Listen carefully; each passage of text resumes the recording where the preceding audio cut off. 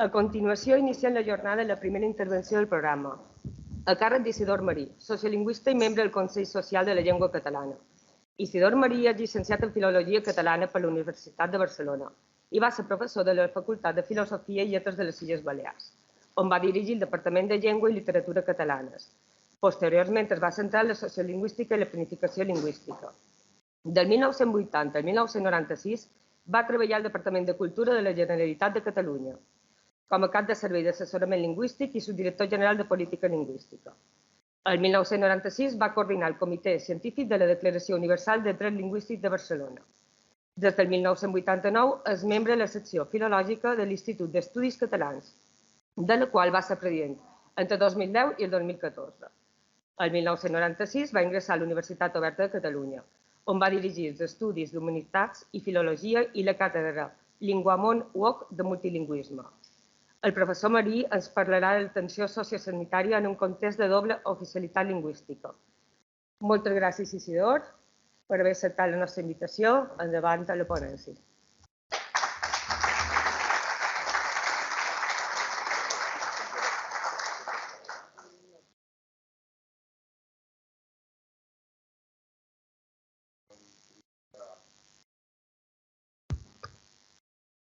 Molt bé. Bon dia a tothom.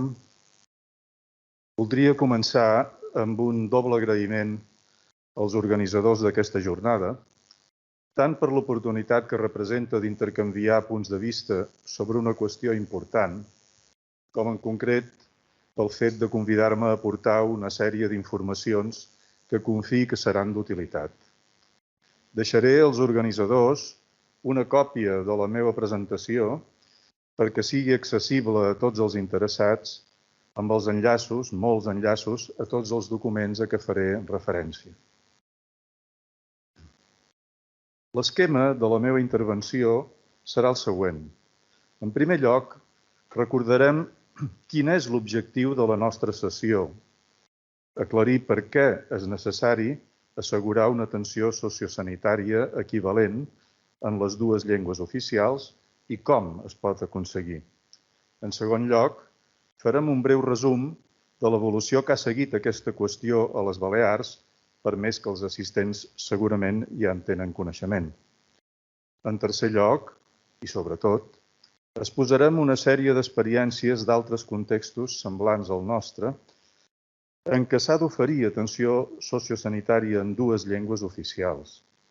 El fet que m'haguessin convidat a coeditar un número recent de la revista Minorité Linguistique et Société, Linguistic Minorities and Society de la Universitat d'Ottawa, m'ha permès conèixer en detall aquests casos paral·lels que poden resultar altament interessants i útils. Finalment, centrarem l'atenció en l'enfocament idoni per al nostre cas a la vista d'aquestes experiències internacionals.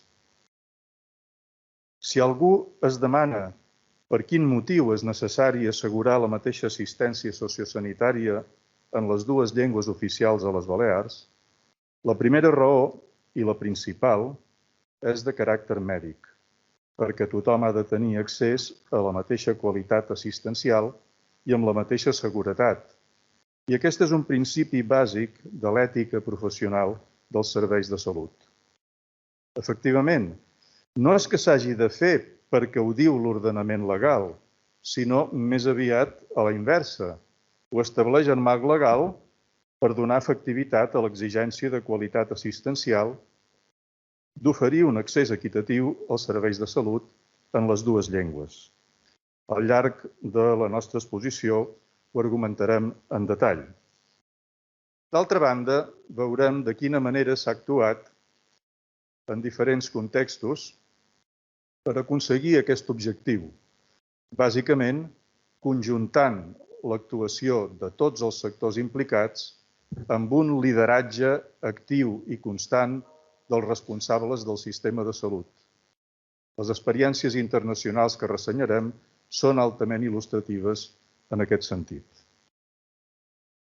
La necessitat d'atendre els pacients del sistema sociosanitari de les Balears en les dues llengües oficials es va plantejar des del mateix moment en què l'Estatut d'Autonomia, a partir de la Constitució espanyola de 1978, va establir el règim de doble oficialitat.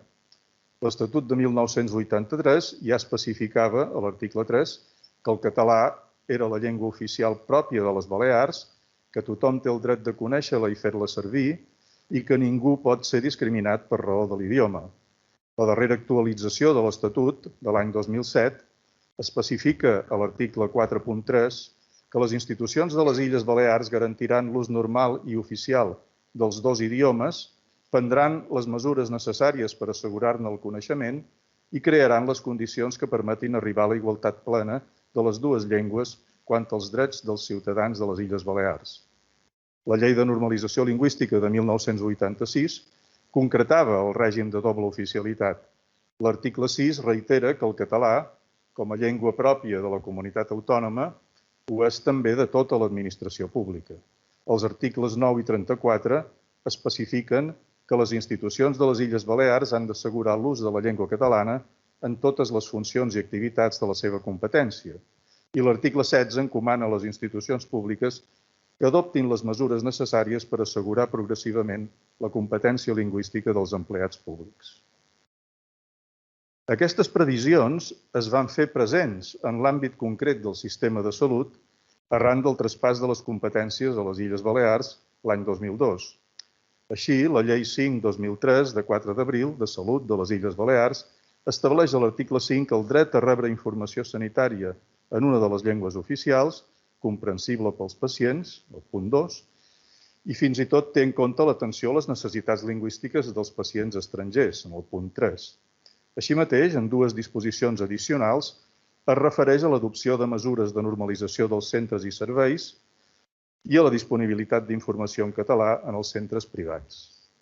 Poc després, la Llei Estatal 55/2003, de 16 de desembre, de l'Estatut Marc del Personal Estatutari dels Serveis de Salut, especificava que en els procediments de selecció es podrà incloure, si escau, l'acreditació del coneixement de la llengua oficial pròpia de la respectiva comunitat autònoma i que es considera falta molt greu qualsevol actuació discriminatòria per motiu de llengua. Val la pena recordar que en aquell marc ja va tenir lloc un esforç important de planificació de la gestió pública en l'àmbit de salut. En un estudi realitzat l'any 2008 pel GRESIP, el Grup de Recerca Sociolingüística de la nostra universitat, que va analitzar la situació lingüística en aquell moment, la tipologia dels llocs de feina, usos lingüístics, entrevistes amb responsables, enquestes sobre la viabilitat de la disponibilitat lingüística i disseny d'una carpeta d'acollida, i va donar forma a un primer pla d'actuació que tractava de perfils lingüístics dels llocs de treball, oferta de formació, revisió de la documentació impresa, prioritats d'acollida lingüística i xarxa interna de voluntariat. El primer intent de regulació va tenir lloc amb el decret 24/2009, de 27 de març, que establia per primera vegada l'exigència generalitzada de coneixements de llengua catalana en el sector públic sanitari, però que va topar amb resistències i no es va arribar a aplicar. Una evolució semblant va seguir més tard el decret 8/2018, de 23 de març, de capacitació lingüística del personal estatutari del Servei de Salut de les Illes Balears, que va ser objecte d'impugnacions. Però, paral·lelament, el decret 49, també de 2018, va regular l'ús de les llengües oficials als serveis de l'administració pública, també en l'àmbit sanitari, i l'article 16 estableix que, en l'atenció als ciutadans, tant presencial com telefònica i telemàtica, el personal ha d'iniciar normalment la comunicació en català sense perjudici del dret dels ciutadans de ser atesos en castellà i, en el cas que sigui factible, també en altres llengües, especialment en el sector sociosanitari. Poc abans d'aquest darrer decret, l'any 2017, el Consell Social de la Llengua Catalana de les Illes Balears havia aprovat un nou informe sobre aquest tema, anàlisi de la situació lingüística del sector sanitari de les Illes Balears, elaborat amb una ponència que vaig tenir l'encàrrec de coordinar. Aquest nou informe proposava un pla de comunicació que exposàs i legitimàs públicament els objectius d'assegurar una assistència sanitària equivalent en les dues llengües oficials, l'establiment d'una xarxa de coordinació i les mesures bàsiques d'un pla d'actuació, formació lingüística, recursos digitals i directrius sobre els usos lingüístics. L'any 2020, les sentències 14 i 15 del Tribunal Superior de Justícia de les Illes Balears resolien els recursos d'impugnació a què ens havíem referit i anul·laven el decret 8/2018, però confirmant que el català, com a llengua oficial pròpia, justifica l'adopció de mesures que assegurin una atenció de qualitat als ciutadans i que és constitucional fixar requisits proporcionats i graduals de coneixements lingüístics amb una norma que tingui rang de llei. Un any després, el 2021, el Tribunal Suprem rebutjava els recursos interposats davant d'aquestes sentències. Un article de la professora Maria Ballester, he posat aquí l'enllaç, a la revista de Llengua i Dret, analitza amb detall la trajectòria judicial que ha seguit aquest procés. Així les coses, en el marc legal vigent, la Llei 4/2016 regula la capacitació lingüística en l'accés als serveis públics, també els de salut, i preveu en una disposició transitòria que es pugui fer exempció del coneixement de català en determinats casos justificats. Evidentment, no seria lògic fer-ne una aplicació general que limitaria greument l'efectivitat dels objectius de la llei. Resulta evident, en definitiva, que després de prop de 40 anys de doble oficialitat i de 20 anys d'assumir la gestió del sistema de salut, necessitam un marc legal efectiu i un projecte comú de gran abast capaç d'assegurar la igualtat entre les dues llengües oficials en els serveis sanitaris i assistencials. En aquest context, com deia abans, la revista Minorité linguistique et société, Linguistic Minorities and Society, de la Universitat d'Ottawa, em va convidar a coeditar amb altres especialistes un número doble, 15-16, de la publicació, accessible en línia, que recull amb més de 250 pàgines i centenars de referències bibliogràfiques les experiències de diferents països en la gestió equitativa dels serveis sociosanitaris en un marc de doble oficialitat lingüística. Es tracta d'un panorama extraordinàriament útil per conèixer com s'ha fonamentat la igualtat en l'accés a aquests serveis en qualsevol de les dues llengües oficials i com s'ha fet front a les dificultats que s'han presentat. Els casos estudiats són concretament les minories de llengua sueca i finesa a Finlàndia, al Regne Unit el cas del galès i l'anglès al País de Gal·les, a l'estat espanyol el castellà i el català a Catalunya i les Balears, en aquest cas la revista inclou un article conjunt que vaig fer amb la professora Maria Ballester, i el castellà i l'eusquera al País Basc. I finalment, al Canadà, les comunitats de llengua francesa o anglesa en situació minoritària. Crec, sincerament, que la perspectiva adoptada en aquests estudis, centrada eminentment en la qualitat assistencial i l'equitat entre les llengües, ens pot resultar extraordinàriament útil, com miraré d'exposar a continuació en un resum dels seus continguts. Remarquem, en primer lloc, que hi ha una sèrie d'elements comuns en la majoria d'aquestes experiències. En primer lloc, es parteix de la base que la disponibilitat de l'atenció en cada llengua oficial no és tan sols una qüestió legal, sinó una exigència de la qualitat assistencial equitativa, basada en un enfocament holístic centrat en el pacient, tal com pertoca des d'un punt de vista mèdic.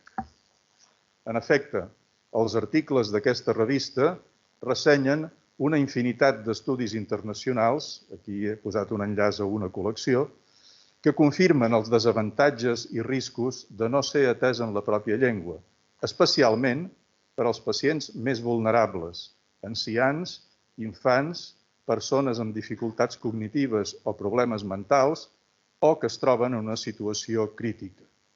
No és una simple qüestió de preferència, sinó una necessitat clínica. També és comú, a molts dels casos estudiats, el fet dels grans canvis demogràfics ocasionats pel procés de mundialització, migracions, refugiats, turistes. Tanmateix, també és pertinent recordar el principi que propugna l'informe MIME de la Unió Europea sobre mobilitat i inclusió a l'Europa multilingüe.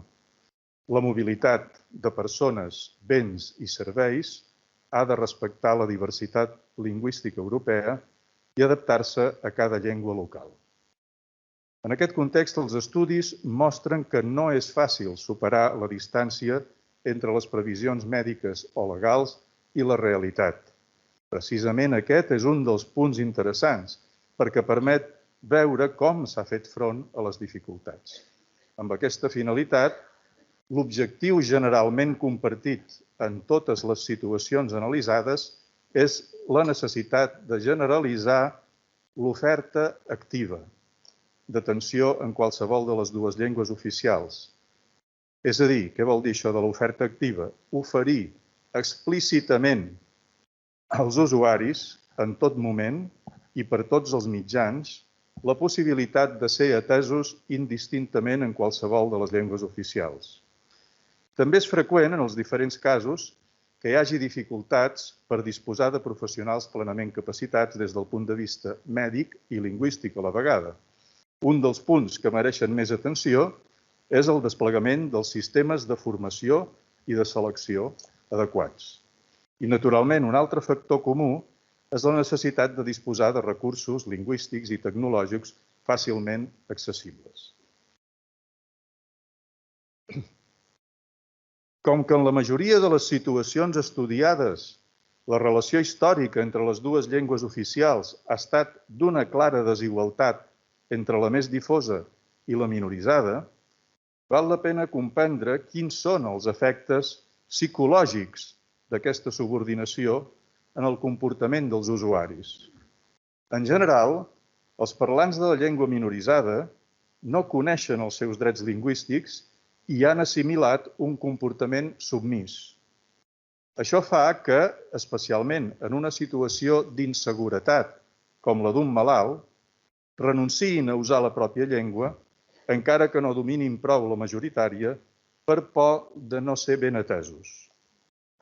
D'altra banda, el personal que els atén sovint no és conscient de la seva responsabilitat en el respecte de l'opció lingüística i sol creure que si el pacient usa bé o malament la llengua majoritària, és innecessari atendre'l en la seva pròpia llengua.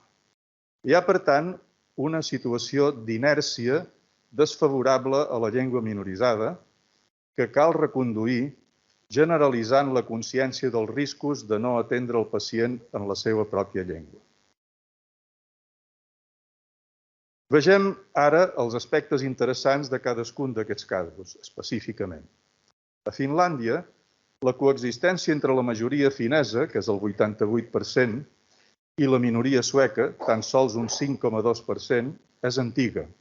Les dues llengües hi són oficials des del segle XIX i la doble oficialitat es va mantenir després de la independència de Finlàndia el 1919.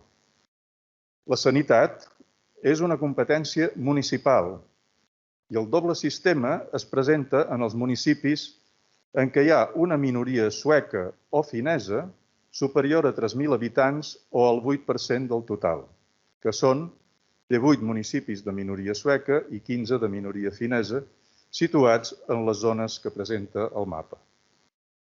El punt més interessant és que cada 4 anys es fa una avaluació de la qualitat lingüística dels serveis públics i que s'hi fa un seguiment especial de les persones de més edat de cada minoria lingüística. Al País de Gal·les, la població de llengua gal·lesa representa un 19% del total, però arran dels processos de devolució de l'autogovern, el gal·lès hi va accedir a l'oficialitat l'any 2011, ben recentment, per tant, en igualtat amb l'anglès. La voluntat de superar les limitacions en l'aplicació efectiva del nou marc de doble oficialitat es manifesta en el nom que es va donar l'any 2016 al projecte lingüístic del govern gal·lès, More Than Just Words, més que tan sols paraules. La política sanitària i lingüística actual es guia pel projecte de 2018, A Healthier Wales, un Gal·les més saludable, que té l'objectiu prioritari de generalitzar l'ús del gal·lès malgrat les dificultats i resistències. Concretament, es proposa d'una manera expressa l'extensió de l'oferta activa, aquest concepte que havíem comentat abans, de l'atenció sanitària en llengua gal·lesa, a fi de superar la inhibició dels pacients i la suposició que no cal respectar la seva opció perquè tots ja saben anglès. Des d'un punt de vista organitzatiu, val la pena subratllar la importància que s'hi dona a una bona coordinació entre els 3 nivells del sistema sanitari. Aquest punt organitzatiu crec que és de la màxima importància. Allà es procura estructurar molt bé la relació entre el nivell macro, és a dir, el lideratge indispensable dels òrgans de govern, el nivell meso, o sigui, la responsabilització dels directius dels centres i les organitzacions professionals i sectorials, i el nivell micro, de l'atenció personalitzada i l'oferta activa de les dues llengües en la relació amb els pacients.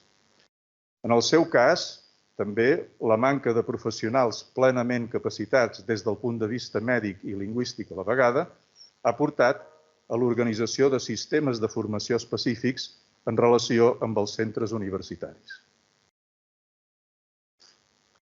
En el cas de l'estat espanyol, com havíem dit, els articles tracten de Catalunya, les Balears i el País Basc. Un problema comú, del qual precisament he vist que s'ha fet ressò darrerament la premsa, aquí mateix, és la manca crònica de personal mèdic en determinades especialitats, que ja fa temps que havia estat objecte de tocs d'atenció a les autoritats mèdiques i que representa una dificultat afegida a l'hora de disposar de personal capacitat en la llengua oficial pròpia de cada territori. Aquesta mancança es deu a diversos factors que és imprescindible abordar conjuntament. El nombre de titulats que surten dels centres universitaris propis de medicina i infermeria és insuficient i també ho és la seva competència lingüística, específica en la llengua oficial pròpia del territori. En segon lloc, no s'ha previst, per més que s'havia advertit, que hi ha un procés de jubilació imminent dels professionals de més edat i que és imprescindible organitzar un bon relleu generacional. Finalment, les condicions laborals són millors en altres països i els titulats formats aquí, amb finançament públic nostre, tendeixen a desplaçar-s'hi massivament. Les dades recents a les Balears, que he vist a la premsa, són clares en aquest sentit. Precisament entre els metges de família, que tenen més relació amb els pacients, hi haurà un gran relleu generacional. El 60% es veu que tenen més de 50 anys, el 28% superen els 60. El dèficit de titulats es deu, sobretot, i això val la pena subratllar-ho, es deu sobretot al cost elevat de la vida i la residència a les nostres illes, a les altes quotes de pacients que tenen els metges, superiors al 1.500, i a la precarietat laboral. A pediatria, on la relació amb els infants també requereix condicions lingüístiques especials, el problema és semblant. Un col·lectiu envellit en què el 58% tenen més de 50 anys i el 27% més de 60. D'altra banda, l'envelliment creixent de la població comporta un increment dels pacients crònics, que també requereixen atencions lingüístiques especials. Sembla indispensable, per tant, que el Pla Especial de Reactivació, que pareix que s'està posant en pràctica a les Balears, tingui en compte aquests factors i les seves implicacions lingüístiques, de manera que representi una oportunitat per resoldre integradament totes aquestes necessitats. El cas concret dels metges interns residents, els MIR, també mereix una atenció específica.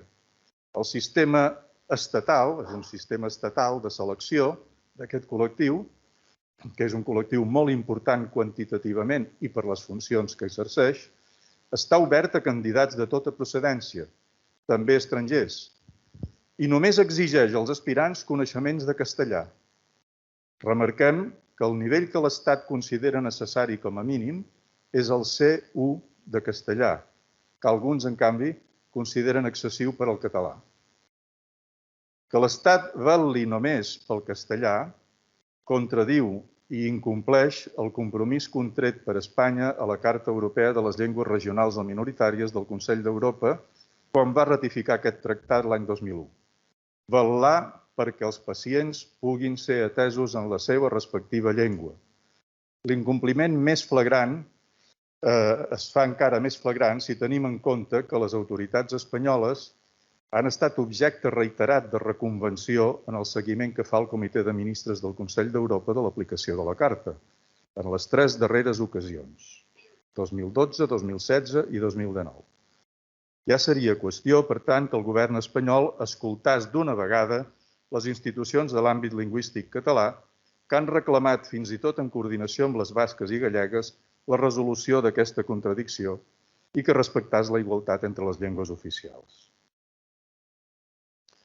Un altre aspecte que val la pena remarcar, tant en el cas de Catalunya com del País Basc, és l'actuació tendent a facilitar la sensibilització i la competència lingüística del personal sanitari. En el cas de Catalunya, el nou personal disposa d'un dossier d'acolliment que l'informa de la situació lingüística, del funcionament lingüístic del servei i dels sistemes de què disposa per adquirir la competència lingüística adequada. Cursos intensius inicials, cursos territorialitzats en col·laboració amb el Consorci per a la Normalització Lingüística, reforços amb sistemes d'autoaprenentatge en línia i recursos de consulta. Una enquesta anual de satisfacció, anomenada baròmetre sanitari, fa el seguiment de l'atenció lingüística, entre altres temes. Al País Basc, els darrers plans d'actuació dels serveis de salut centren l'atenció en la millora progressiva de l'oferta activa de l'eusquera, subratllant que la bona comunicació amb els pacients és l'eina més important d'una bona atenció mèdica. Un sistema que segueixen és la identificació visual amb un símbol específic de la possibilitat d'usar l'eusquera amb el personal i els serveis. Hi ha una lletra que ho indica. I respecte a la formació del personal, han desenvolupat un curs de postgrau sobre la gestió dels idiomes en l'atenció sanitària en col·laboració amb la Universitat del País Basc. Finalment, val la pena que prestem una atenció especial a l'experiència del Canadà, que probablement és la que ha arribat a un desplegament més satisfactori de l'oferta activa d'atenció sociosanitària en les 2 llengües oficials. En aquest cas, l'anglès, parlat per un 57% de la població, i el francès, que parla un 21%, una proporció molt semblant a la del català en el conjunt d'Espanya. També val la pena tenir-ho en compte. En aquest cas, la doble oficialitat a nivell estatal té els orígens en el segle XIX i va ser desenvolupada en una llei federal des de 1988 que ha estat actualitzada posteriorment. El compromís de l'Estat canadenc federal amb la igualtat efectiva entre les 2 llengües és clar. I el Comissionat Federal per a les Llengües Oficials vetlla perquè tots els serveis de l'Estat, assegurin l'oferta activa de l'anglès i el francès a tot el territori del Canadà, no sols on hi ha minories francòfones. La sanitat al Canadà és una competència de les anomenades províncies que, de fet, tenen un estatus semblant al d'un estat federat. En aquest context, al llarg de les darreres dècades, s'han desplegat una gran quantitat d'investigacions que han constatat i divulgat la consciència dels perjudicis derivats de la falta de respecte de la llengua oficial dels pacients en l'atenció mèdica. Per exemple, un d'aquests articles, citat en l'informe del nostre Consell Social, després de revisar una trentena d'estudis, conclou que la comunicació insatisfactòria sembla ser la major font d'errors mèdics evitables durant l'atenció clínica aguda. És l'aspecte més important, però menys aconseguit, de l'atenció de qualitat. I la competència verbal del personal mèdic ha de coincidir amb la destresa en els procediments i els coneixements tècnics.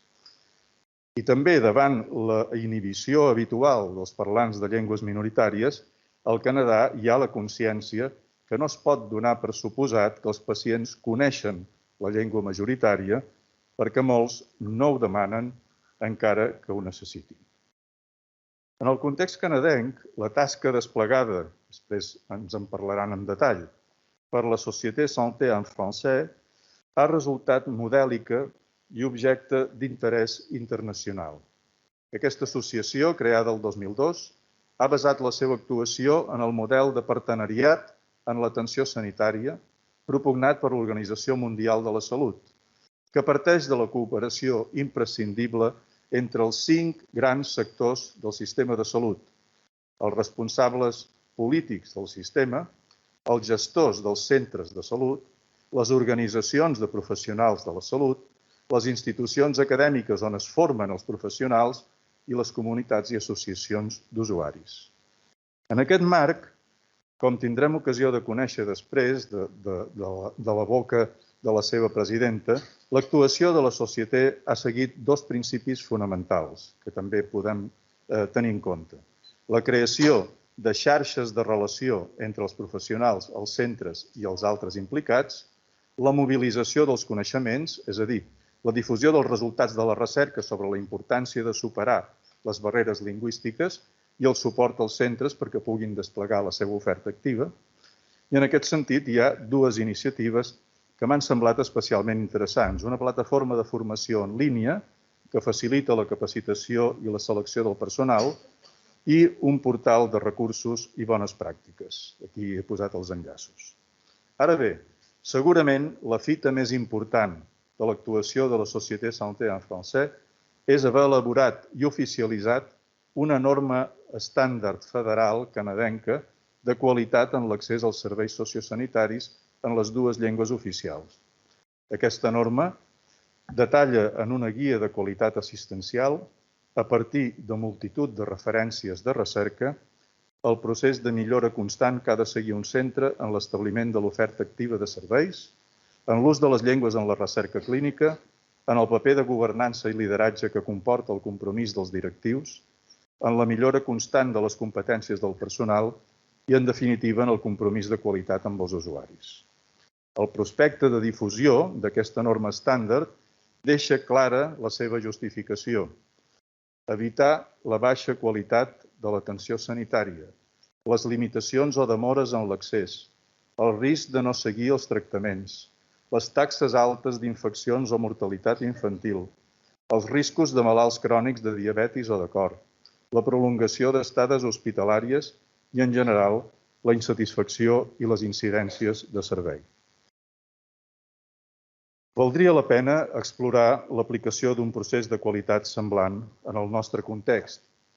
És cert, i lamentable també, que no hi ha cap referència a les llengües en la norma UNE, Servicios Sanitarios, que aplica en aquest sector la norma ISO 9001 sobre qualitat dels sistemes de gestió.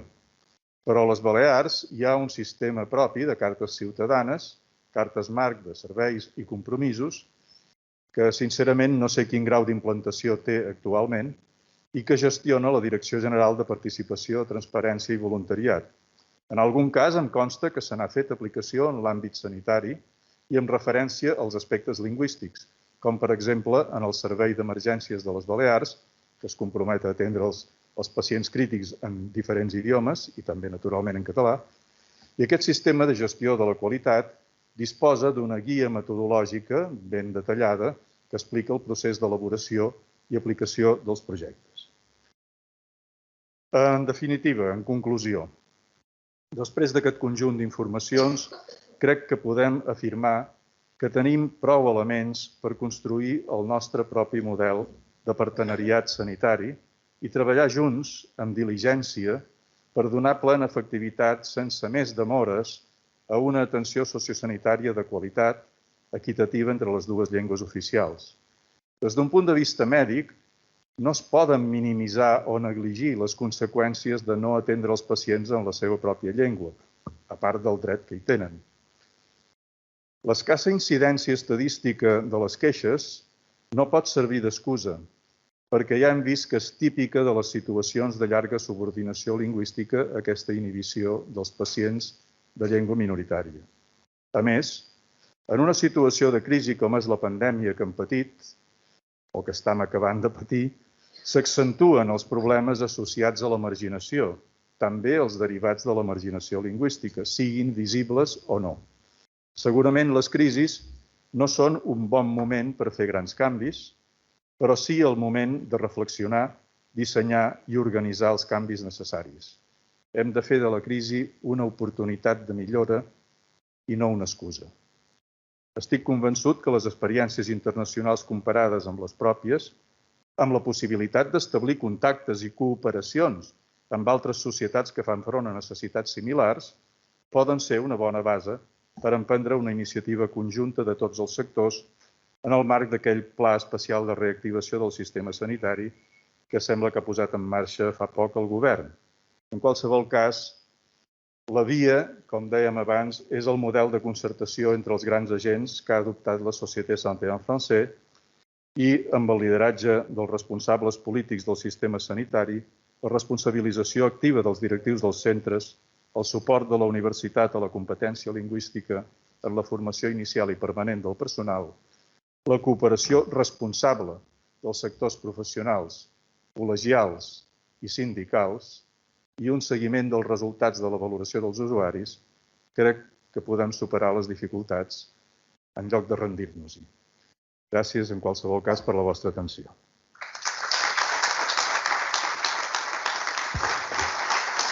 Moltes gràcies, Isidor.